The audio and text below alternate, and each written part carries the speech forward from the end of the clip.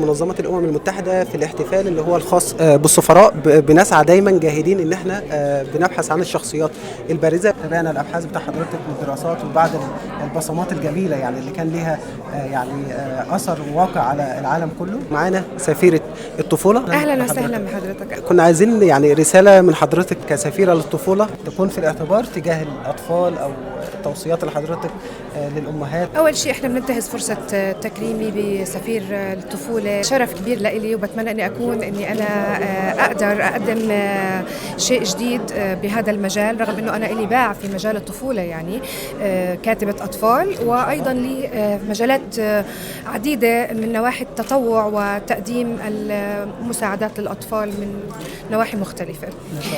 رسالتي للأطفال بهذا اليوم أو لأهالي الأطفال على الأغلب بأنه لازم نرجع نعود للقراءة. أهم شيء القراءة، يعني الثقافة والقراءة مهمة جدا. حاليا الأطفال طبعا متجهين كلهم نحو الألعاب الإلكترونية ووسائل التواصل الاجتماعي، ومع أنه في أشياء كثير ممكن تنقرأ عن طريق وسائل التواصل الاجتماعي، في مواضيع ممكن تنقرأ، بس هم مش بيختاروا هاي المواضيع، هم بيختاروا يعني حاجات تانية خالص، ممكن تكون مدمرة أو ممكن تكون أصلا غير مفيدة نهائي. يعني إن لم تفيد فهي مدمرة، وممكن تبقى مش مدمرة بس برضو ما فيش فيها أي إضافة.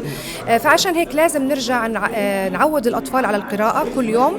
لازم يقرأ قصة قبل النوم على الأقل، أقل ما فيها يعني، نوع توعوي للفكرة. أيوة، وتوعوي. وأيضا إنه الأمهات برضو يهتموا مش بس بثقافة الطفل وتوعيته، في تربيته، لأنه إحنا بنشوف الأخلاق حاليا في تراجع.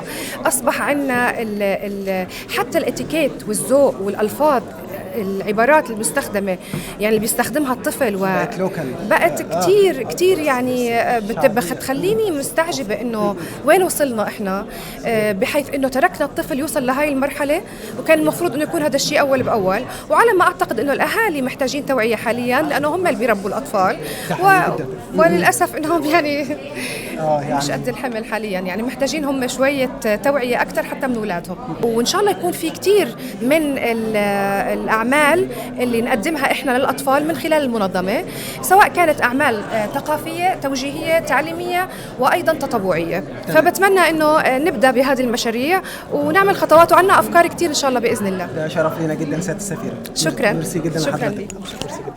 شكرا.